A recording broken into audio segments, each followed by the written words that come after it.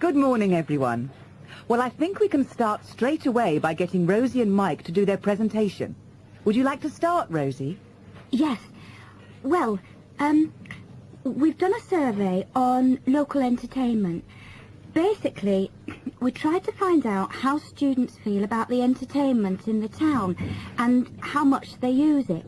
Yes, so we've called our project Out and About. Yes, that's a good title. Out and About.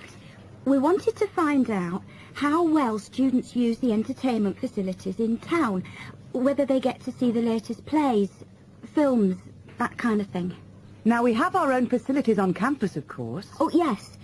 We deliberately omitted those as we really wanted to examine outside entertainment in the town as opposed to on the university campus. Actually, there were a lot of areas to choose from, but in the end, we limited ourselves to looking at 3 general categories: cinema, theatre and music. Right. OK, well, first of all, cinema. In the town, there are 3 main places where you can see films. There's the new multi-screen cinema complex, the old park cinema and a late-night Odeon. So, if you look at this chart, in terms of audience size, the multi-screen complex accounts for 75% of all cinema seats. The park cinema accounts for 20% of seats, and the late-night Odeon has just 5% of seats. As you probably know, the complex and the park show all the latest films, while the late-night cinema tends to show cult films. So, when we interviewed the students, we thought the complex would be the most popular choice of cinema, but surprisingly, it was the late-night Odeon. Yeah, and most students said that if they wanted to see a new film, they waited for it to show at the park, because the complex is more expensive and further out of town, so you have to pay more to get there as well. Yes, and that adds to the cost, of course, and detracts from the popularity, evidently.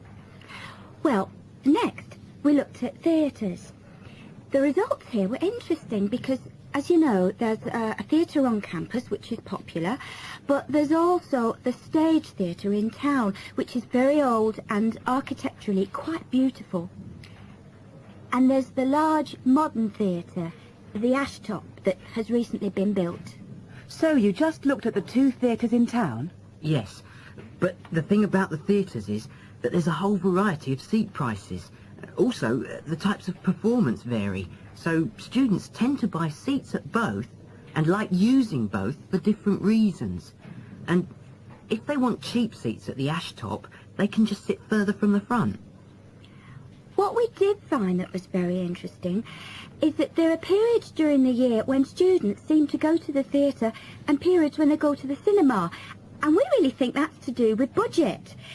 If you look at this graph, you can see that there's a peak around November, December when they go to the theatre more, and then a period in April, May when neither is particularly popular.